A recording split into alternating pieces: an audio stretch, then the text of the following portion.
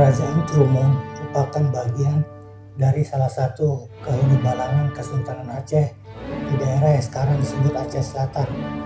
Bangunan benteng Kuta-Bate dibangun ketika Kerajaan Trumon dipimpin atau di bawah pemerintahan Tengku Raja Pansuri Alamsyah yang juga dikenal dengan sebutan Tengku Raja Bata.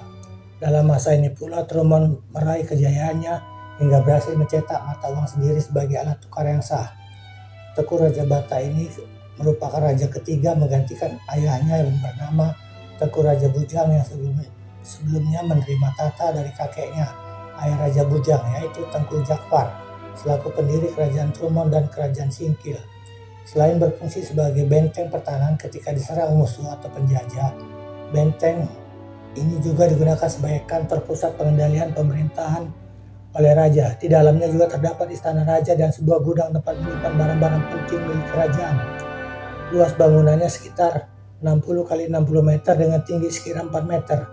Sedangkan tebal dindingnya mencapai 1 meter dengan 3 lapisan. Dinding bagian luar terbuat dari batu bata, kemudian pasir setebal 30 cm dan dinding bagian dalam terbuat dari batu bata tanah liat.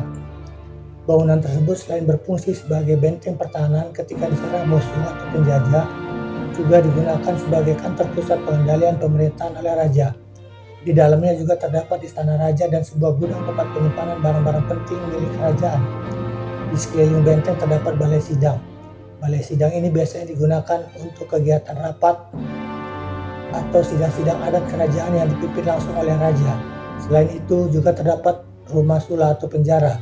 Sula adalah besi-besi yang diruncingkan dan terpancang di tanah sebagai tempat hukuman mati bagi penjahat yang divonis hukuman mati.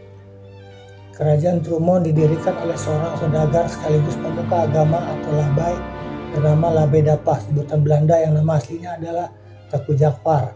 Raja ini sebelum mendirikan Kerajaan Trumon dan Singkil sempat belajar agama Islam di ujung Serangga, Kecamatan Suso, Aceh Barat Daya, sehingga meraih gelar labai atau tengku, panggilan ulama dalam masyarakat Aceh. Dengan demikian tidak heran kalau benteng Kuta-Bate ini akhirnya selamat dan terhindar dari bencana gelombang tsunami berkat doa raja-raja Trumon yang terkenal alim dan heroik tersebut.